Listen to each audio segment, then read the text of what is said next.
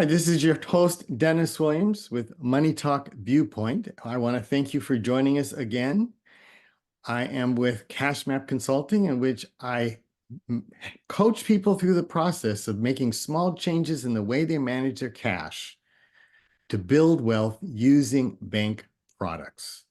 And we have again with us Mr. Charles Dents with Xelantt Profit Strategies. That's what change management's all about. Okay, so let's kind of move forward a little bit and then talk about, you've gone through this operational audit. You've now identified the bottlenecks. You've prioritized perhaps the bottlenecks that are going to cause kind of like the low-hanging fruit. So you're starting with those. So now you've got that. So now the key question is, how much do you bite off at one time so that you can, so that the organization is actually sustainable? Yeah. So, people aren't overwhelmed while creating chaos. Yeah. So then it presents an opportunity to work with the leadership team to prioritize, because you can't bite off everything at one time. It'll never work. So you prioritize. And I think then it becomes an opportunity to demonstrate how delegation works effectively. You prioritize, you make assignments, and those assignments are essentially delegation of authority to correct what needs to be corrected, to put in, whether that's in new processes, procedures, whether that's augmenting processes, procedures, whether that's updating, whether that's just making the organization aware of the most efficient ways to get things done and the most profitable way to get things done. So it depends on the organization, but more than likely, it results in the opportunity to delegate authority. But first, the leadership team has to be willing to do so. And they also have to be aware that it's going to be painful. Painful? I think in most cases, it's painful. So what does that mean? It means that we have been cruising along doing things one way, whether good or bad. And now you're basically interrupting our daily routines. And those daily routines are already very busy. Now you're interrupting our daily routines in order to implement change. And that's what I mean by painful, because now there's this appearance of extra work that has to be done. And it's possible in their experiences, they've gone down this road before and it didn't work. So now, there is a bias that's in place that you have to work through. So in order to ensure that there's understanding, that there will be effort, there will be quote unquote pain, if you will. And pain simply means that there is additional work that we have to do that's on top of our daily activities. Because you still have to sustain where you are in order to grow.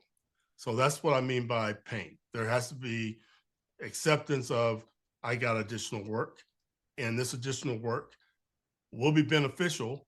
But with anything that has to do with growth, there is a certain level of pain that comes along with that. And that's in life, growth. There's something that's uncomfortable. If you don't want to call it pain, there's something that's uncomfortable about growing. So I can think of a couple of items, and then I have a question and for you is as a former CFO at a small hospital with billing issues, to your point, we saw as a part of process the need to train some staff. And then as they learn the information, having to, and then with a new system, incorporate what the workflow changes were going to be in order to put them on track. Or similarly, when working at a software company, the same issue is identifying the workflow and then how people are going to do things differently. And one of the things that I discovered was habits die hard. People kind of easily slip back to what they, I mean, you can have a meeting and say, everybody agreed to do X. And then you come back and find that only half the people are doing the new X and they're still doing the Y. So that means you got to be having regular check-ins. So how do you, what do you recommend for regular check-ins to create sustainable change in those early first few days of a new system? Yeah, I like the term check-in, and it's more than a few days. I mean, it has to happen over has to happen regularly over a sustained period of time, because, to your point, people do things by rote, and so they are very habitual. Old habits are very habitual, and so there has to be checkpoints in place. So one of the things, there's a couple of things that we like to do, is we like to have the leadership team, that they are the ones that are actually doing the instructing and teaching. Because as you know, when you have to teach something, you really learn it and understand it, right? And so we like to start there, and then we like to have, whoever their lieutenants are, do the same thing. But in the process, we also have them put in place. And initially, these checkpoints happen more often. So depending on the organization, it may happen initially every week, and then we move that ultimately to every month, and then to every quarter. So it's the checkpoints begin to not have to happen as regularly, but initially they need to happen fairly often, because people will fall back onto old habits. And not only that, they just may be confused, because now they're trying to make a change to something that they know very well. And now they're having to change and do something new. So we also like to, if you will, I think, from the standpoint of making it exciting, we also like to kind of gamify, this the whole process, so that it's fun. Because the reality is, change is not always fun. And when you talk about change, some people embrace change, they thrive on change, where others are quite the opposite, and change essentially shuts them down. So you have to make sure that you have the right processes in place, so that when you're doing the checkpoints, that you're identifying those who are basically locked up, if you will, and having a hard time making progress, versus those who are running so fast, full speed ahead, that maybe they're also missing some things that they need to be doing, because they're just embracing this whole idea of change. So it may be, I know it may be that what you find yourself doing is having daily check-ins to identify where things might have gone awry, so that you're not leaving it to chance. Is that right? Yeah, in some cases that is the case. That is the situation. Again, depending on the organization and the people who are involved. But initially, that certainly can be the case. Because you may have overlooked something in the process change that now comes up, just to make sure that you've not left anything to chance. Yeah.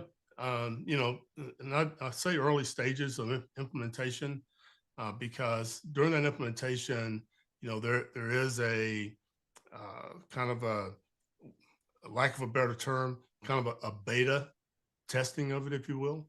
And so you basically are in the trenches, which creates a daily check, so to speak. But once you've gone through kind of that beta phase, and that's what I mean by moving to like the weekly check-in. That doesn't mean that, if you're using an agile type approach, that you don't have a daily stand-up just to make sure that everyone's on the same page. But that weekly checkpoint is to basically to check to make sure that everything is on point, everything is flowing, and that there are no gaps. But initially, yeah, for sure, the daily, and we like to use the daily stand up because it's usually quick, and there's a process of checking with everyone, and you can get through that. And that's, you're not going into a meeting room or whatever. You're trying to get through that daily checkpoint pretty quick, so that everyone can get on with their daily responsibilities. Okay. Now those are great points. Wow, our time has gone by so quickly.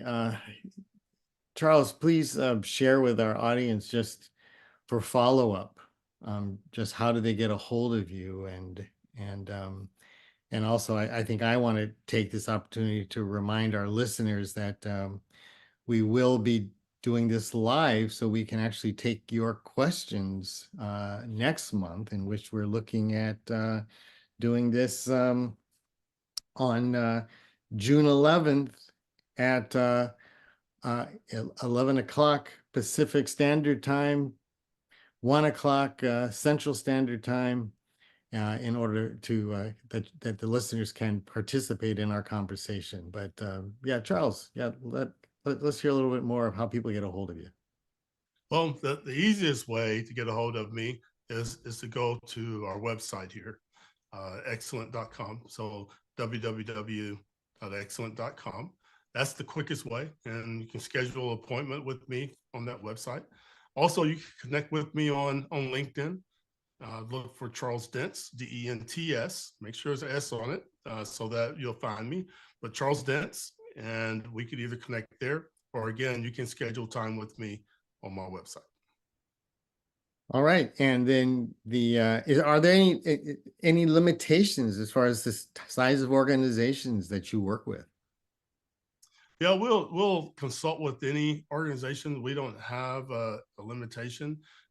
If you say that there's a sweet spot, we are looking at organizations that are 25 employees or more, but that varies as well, because it may be a smaller number of employees, but they may have a number of vendors and consultants and so forth, that they are temporary workers that they're working with. So, we're looking for companies that have a staff. And so that's really our sweet spot. And so we like to generally say 25 employees or more. Okay, very good. Fantastic. I'm certainly looking forward to continuing the dialogue with you next month, and being live, and kind of getting some spontaneous questions from the audience, just to kind of you getting questions from somebody else other than me. Well, you've been great, and I look forward to the live audience and having that interaction. That should be fun. Should be fun, yes. And Yeah. and again, for our listeners, again, I want to thank you again for joining us here at Money Talk Viewpoint. Again, I'm Dennis Williams with CashMap Consulting, where my focus is really a couple of specialties. One is just making some phenomenally simple changes in the way that you manage cash that has multiple applications on being able to avoid interest costs, and in turn accelerate building wealth, as well as assisting organizations in culture change and transition with improved employee performance. So until next time, we wish you the best, and you can get a hold of me at Dennis at cashmapconsulting.com. My website is www.cashmapapp.com. And Charles and I would love hearing from you. Thanks again for listening. Thank you.